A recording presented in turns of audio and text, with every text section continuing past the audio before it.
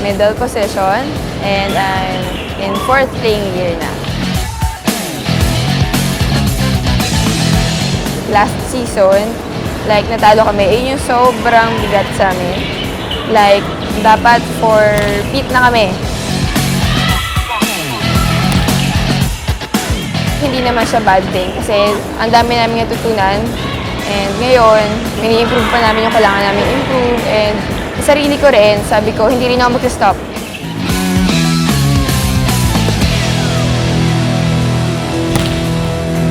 Magsisimula mo na ako sa self ko. Kailangan ko improve sa sarili ko na hindi ako mag-settle down. Hard work, kailangan ko mag-improve pa sa sarili ko. Yung mga weaknesses ko, kailangan kong bawasan and gawin kong strengths ko din. Kailangan ko mag-explore na iba pang bagay na kaya ko pang gawin. If hindi man, at least na-try ko.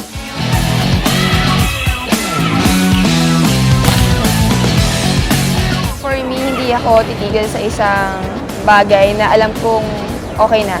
Kailangan lagpasan ko pa yun.